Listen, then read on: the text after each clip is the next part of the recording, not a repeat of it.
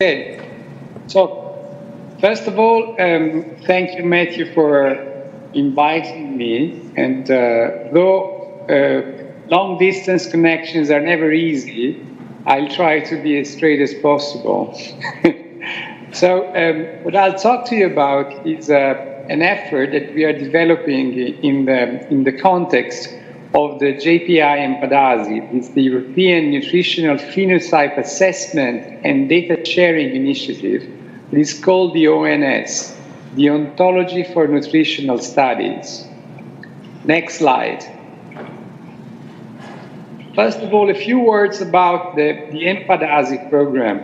The ENPADASI program is a program that has been funded within Europe with a special mechanism of funding that has the ambitious aim, next slide, to basically federate databases containing nutritional information and nutritional studies, both deriving from omics analysis of intervention trials or observational studies.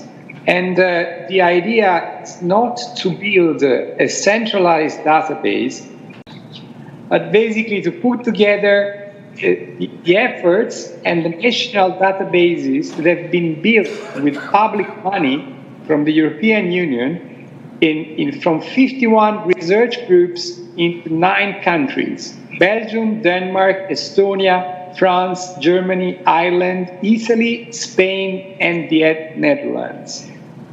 The coordinator of the ENPADASI is Gildau Baumann from the TNO, and I am a deputy hub coordinator of the initiative. Next slide.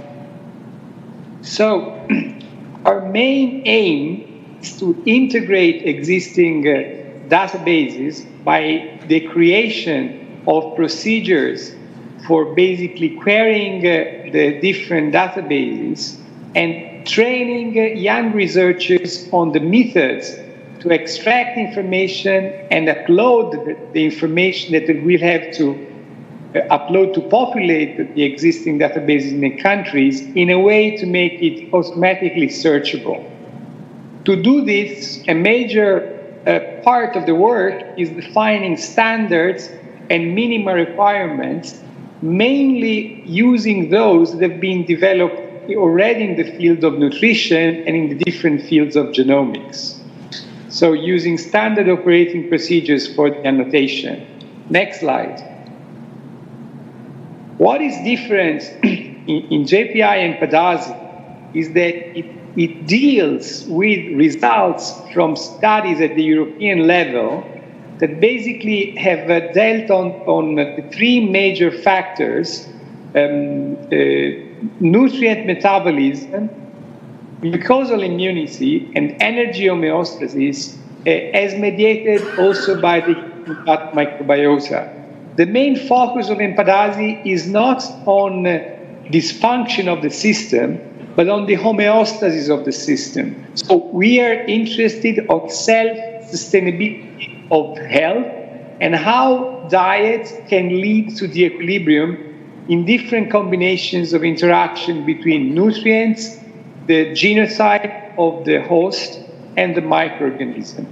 So handling and integrating different data, it's a challenge in its own. It's the biggest challenge that we have.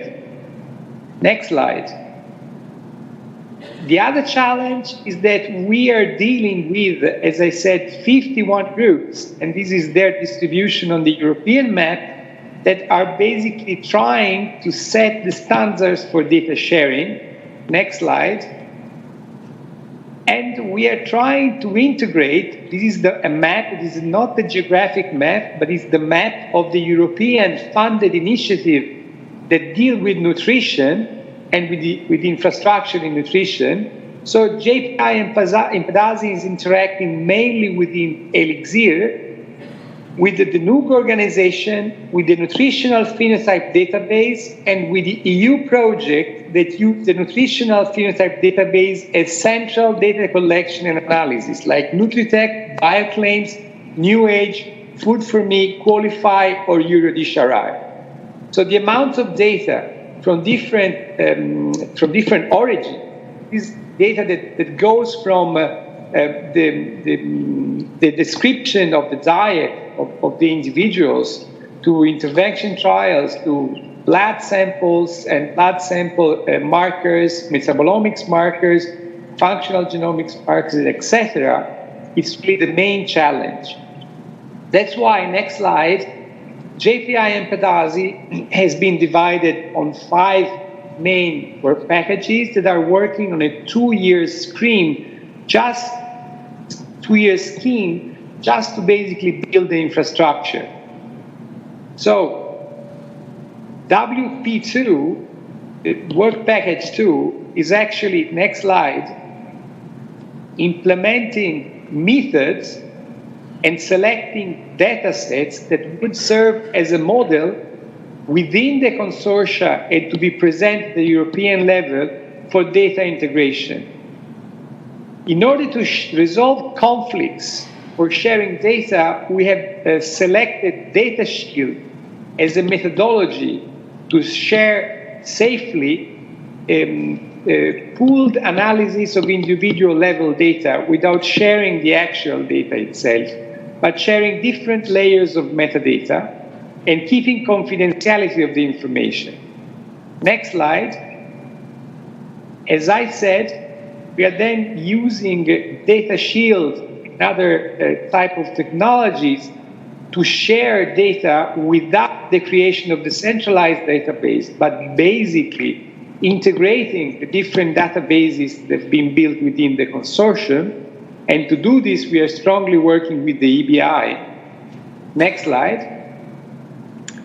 And the work package that I lead is mainly dealing with data integration, defining a common set of procedures, algorithms, and an information system that is designed to support knowledge management and integrative data analysis for the research community.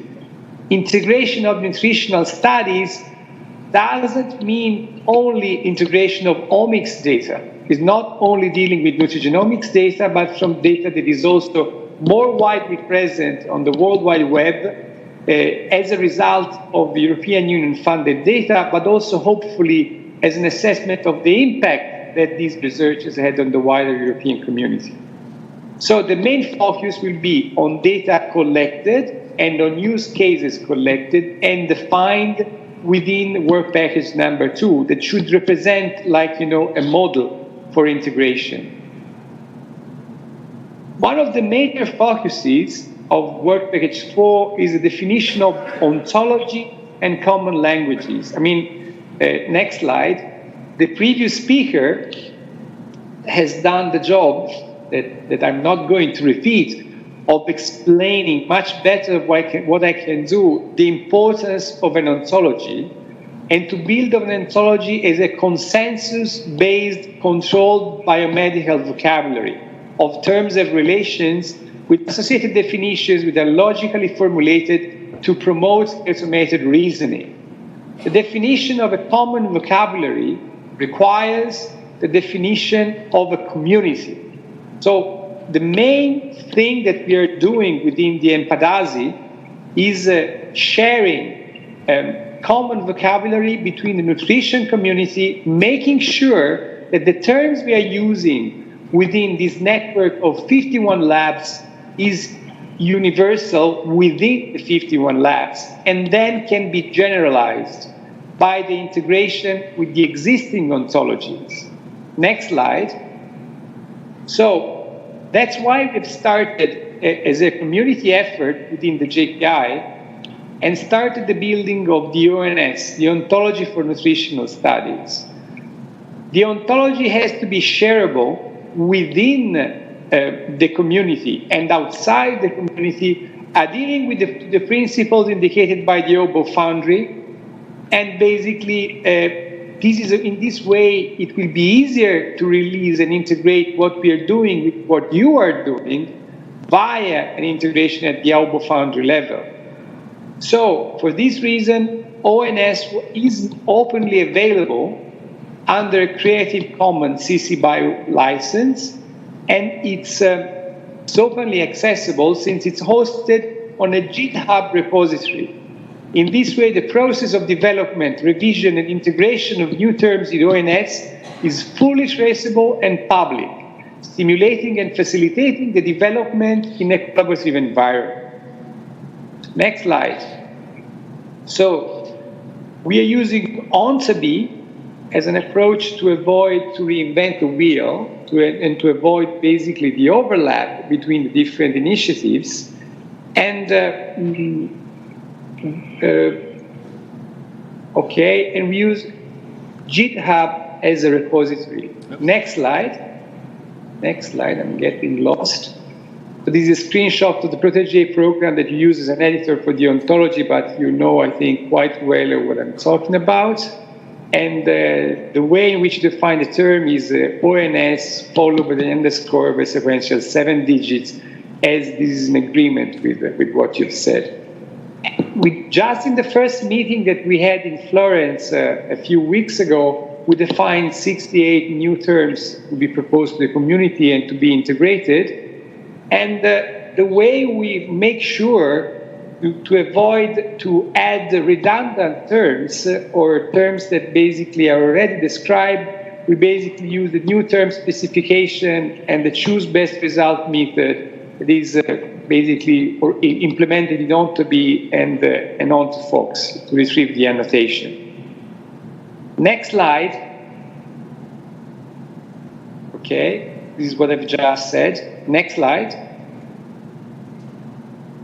So the main aim that we have is to annotate existing studies and future studies that are basically being annotated by the teams that are currently working in the JPI and producing data as a result of the intervention and observational studies funded by the EU, in a way that the assays are described in a uniform way and in a machine searchable way, and all the elements within this network, from the protocol of generation of the data, the questions, the study, the start group, the treatment, the event, the sampling, the type of intervention or challenge, and the assay used to measure, are described in a way that is shareable and makes data shareable and automatically searchable. Next slide. Finally, and I will try not to take too much time, we are working on methods for querying data. So based on a definition of a model set of experiments that should integrate data from mainly intervention trials, metabolomics measurements, some gene expression data sets, some metagenomics measurements on similar sets of individuals. The idea is basically combine, homogenize, and standardize the experiments and extract information from the heterogeneous data sets. To do this, we are also working on what we call NUDER. And NUDER is a Nutritional Studies Data Analysis Resource. It's a website where we are uploading, next slide. So it's a website where we are basically uploading the data analysis flows and the tools used by the teams that are part of the consortium. Next slide. Basically, this is a screenshot that shows what are the tools used in the consortium for network and pathway analysis. What we do is basically we propose to the community to tell exactly the type of procedures used, let's say, to analyze omics data sets. Next slide. We are creating an intermediate database using Dashin that is a result database that is shared within the JPI ENPADASI initiative without creating a database that contains the raw data, but creating a database that contains both the metadata and the meta information on the procedures used to generate into the metadata. So to make this these metadata reproducible. Next slide. And finally, we are implementing methods that enable cross-level data integration and cross-level data querying. So ideally, next slide,